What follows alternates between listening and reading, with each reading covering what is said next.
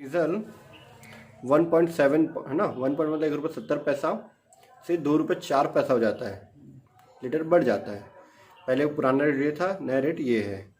तो हमको ये बताना कि कितना परसेंट वृद्धि हुआ, 15% वृद्धि हुआ कि 20% वृद्धि हुआ कि 25% वृद्धि हुआ, है ना। 3 ऑप्शन में से कोई एक ऑप्शन हमारा आंसर होगा, ठीक है। तो डीजल का पुराना रेट, ठीक है, तो एकदम डिटेल में थोड़ा सा लिख देते हैं। पुरानी कीमत जो दिया हुआ हमको, सॉरी, पुरानी कीमत 1.770 ले लेते हैं। कितना रुपए? नई कीमत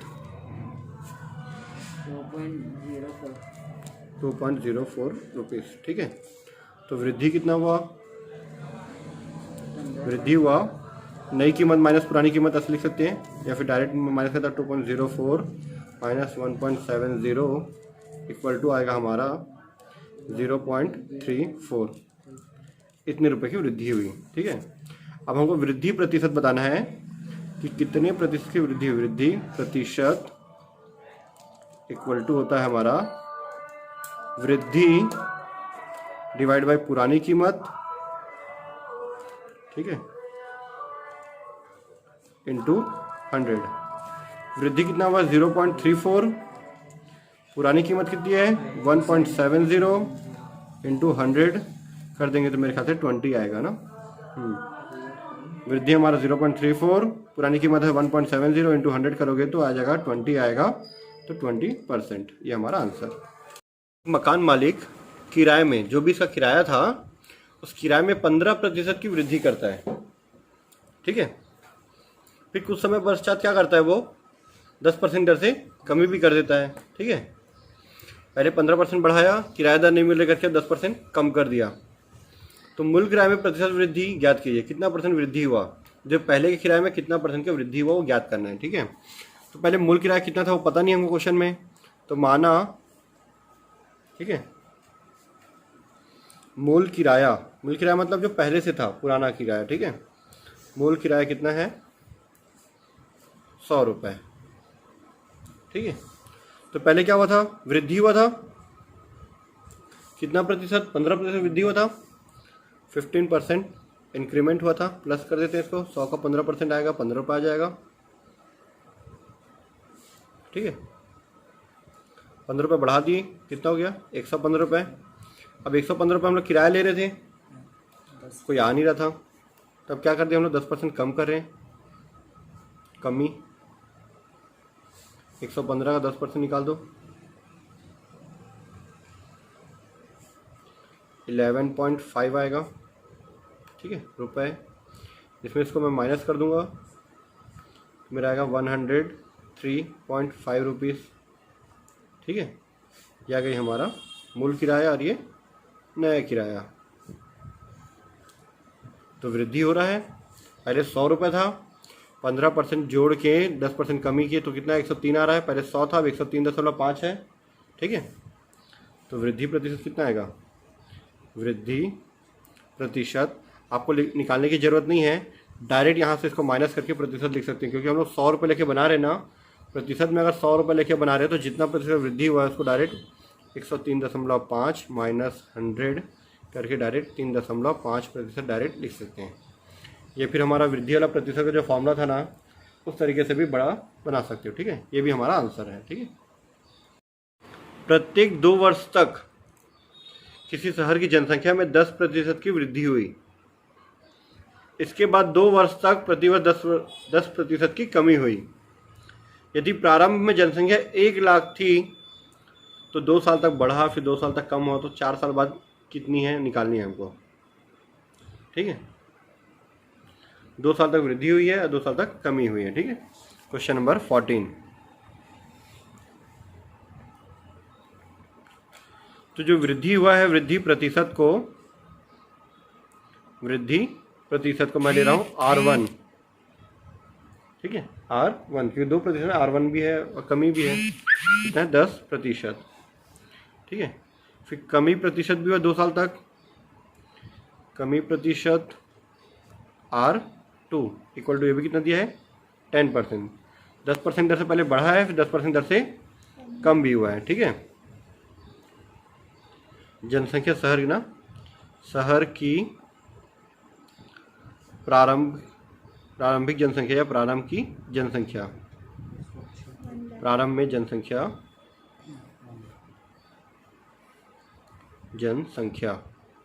ठीक है। प्रारंभ की जनसंख्या को P0 लेके बनाएंगे ना, ठीक है। कितना दिया, 1 लाख दिया है जनसंख्या, ठीक है। और हमको ज्ञात करना है शहर के 4 वर्ष के अंत में जनसंख्या, 4 वर्ष के अंत में जनसंख्या कितनी होगी वो निकालना है हमको, जिसको हम लेंगे P1 इक्वल टू P0, ठीक है, इंटू 1 वृद्धि हो रहा है पहले तो plus R1 divide by 100 power में, ठीक है। 2 डायरेक्ट लिख सकते 2 साल का है, ठीक है। N1 N2 लिख सकते थे हम लोग। फिर 1 माइनस 2 साल कम हो रहा है तो R2 डिवाइड बाई 100 पावर में 2, ठीक है। तो P1 इक्वल टू P0 कितना हमारा 1 लाख, बढ़ा है तो प्लस, कम हुआ तो माइनस, 1 प्लस ये भी 10% था, 10 डिवाइड बाई 100 पावर में 2, 1 माइनस 10 डिवाइड बाई 100 पावर में 2। P1 इक्वल टू 1 लाख, ठीक है। इसको इससे डिवाइड कर दो, 1 प्लस 0.1 आएगा, इसको इससे डिवाइड करो तो पावर में 2, 1 माइनस इसको से डिवाइड तो 0.1 पावर में 2, ठीक है। P1 इक्वल टू 1 लाख हो गया, ये ऐड करो तो 1.1 पावर में 2, इसमें से इसको माइनस करो तो 0.9 पावर में 2, ठीक है। P1 इक्वल टू 1 लाख, 1.1 का स्क्वायर निकालो तो आएगा 1.21, 0.9 का स्क्वायर निकालो तो 0.81, इसका स्क्वायर ये आया, इसका स्क्वायर ये आ गया। अभी तीनों को मल्टीप्लाई कर दो, हमारा P1 का आंसर आ जाएगा। ये आ जाएगा हमारा 98010। ये हमारे शहर की 4 साल बाद की जनसंख्या इतनी होगी, ठीक है। इसको लिख सकते आता है 4 वर्ष बाद शहर की जनसंख्या 98,010 है करके, ठीक।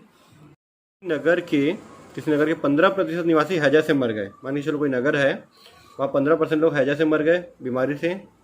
अब हैजा से मरने के बाद क्या हुआ, बाकी जो जनसंख्या उसमें से जो बचे थे उसमें 25% लोग नगर छोड़कर चले गए, कि हैजा फैल रहा है, नगर छोड़कर चले गए। अब 15% निवासी हैजा से मर गए, 25% लोग छोड़कर चले गए, तो उसके बाद नगर की जनसंख्या 3,375 है।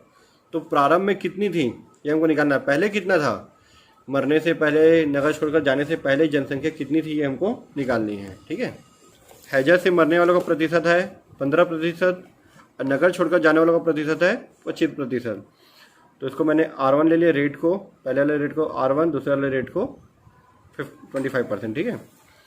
फिर क्वेश्चन में दिया कि अंत में शहर की जनसंख्या, ठीक है, अंत में इसको दिया P1 लेते हैं, जो प्रारंभ में रहता है उसको P0 लेते हैं ना। तो अंत में जो दिया है वो 3,375 है अंत में।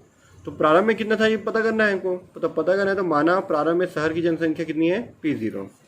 फॉर्मूला होता है हमारा P1 इक्वल टू P0 1, अगर जा रहे हैं मर रहे हैं तो माइनस होता है, minus R1 divide by 100, 1 minus R2 divide by 100, ठीक है।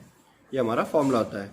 तो इस क्वेश्चन में P1 दिया हुआ है 3375, P0 नहीं पता तो P0 का P0, 1 माइनस R1 कितना है, 15% है, 15 divide by 100,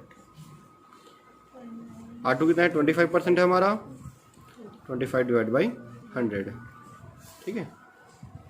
3375 equal to P0, 1 minus इसको से डिवाइड करूँगा तो मेरा आएगा 0.15 आ जाएगा, ये 1 माइनस इसको से डिवाइड करो तो 0.25 आ जाएगा, ठीक है।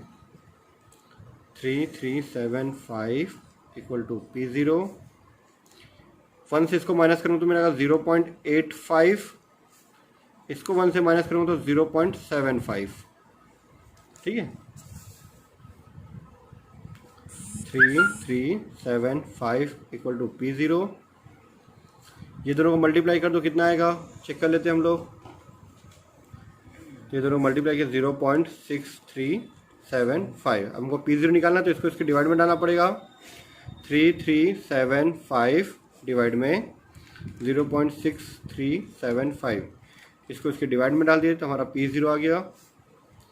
P0 इक्वल टू हमारा आ जाएगा, तो इसको इसे डिवाइड करने के बाद हमारा आंसर आ रहा है 5294.1176 आ रहा है। ठीक है, 5294.1176 आ रहा है। जनसंख्या दशमलव में तो नहीं हो सकता, तो P0 इक्वल टू 5294 लगभग, है ना, इंग्लिश में अप्रॉक्स इतना हो सकता है, है ना। जनसंख्या हमारा दशमलव में नहीं होना चाहिए, इसलिए अप्रॉक्स में हमारा आंसर। अतः शहर की जनसंख्या प्रारंभ में 5294 थी। ठीक है।